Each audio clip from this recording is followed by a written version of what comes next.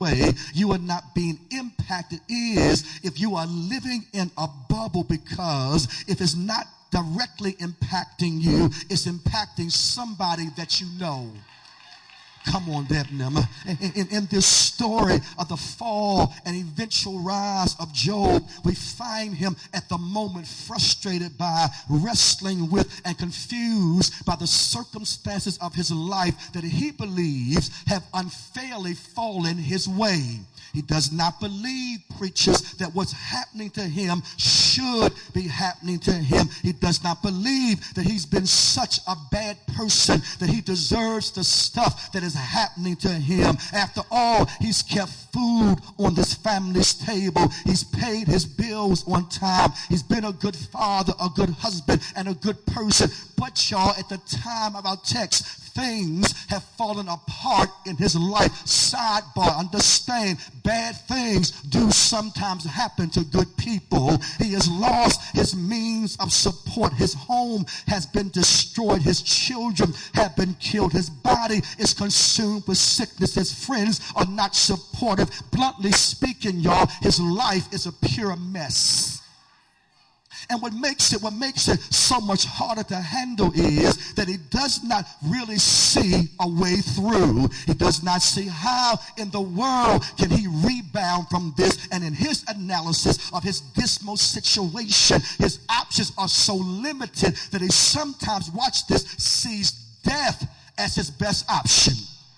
You missed what I just said. He says, I hate my very life. As a matter of fact, he even wonders if he should even try and resist the thought of fighting through. Listen to what Job says. He says, since I am already found guilty of a crime that I did not commit, why should I struggle in vain? Why should I try to get through this, especially when it seems like my pain is God's plan?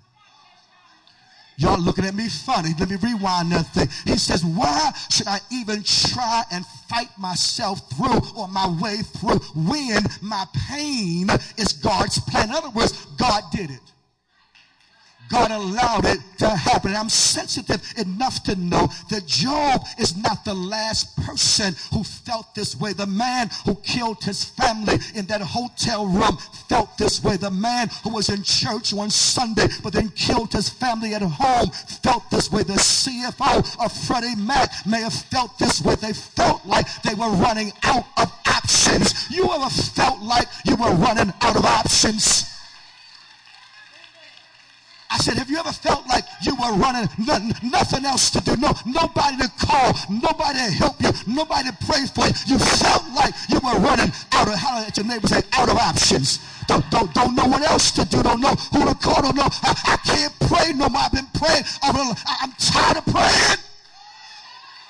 You ever got to the point where you were tired of praying? Sometimes things can look and feel so bad that it seems like you have no options but extreme options. Things are so frustrating and confusing in Job's life that Job is convinced that there is no way to fix his problem. And many of us have had this feeling before, this feeling of helplessness, this feeling of uselessness, this feeling of being stuck in a bad situation, this feeling of not knowing what to do, the feeling of, do I have any option but failure? Can I do anything but fail? The relevant question becomes, what do you do when the facts say it's nothing else you can do? What do you do when it seems like you run out of options? Job, in his rhetoric, helps us to see that when it appears that your options are limited, you must, watch this, consider the option of patience.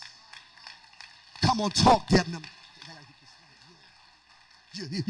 Sometimes, instead of giving up or quitting, sometimes you just have to wait out the storm.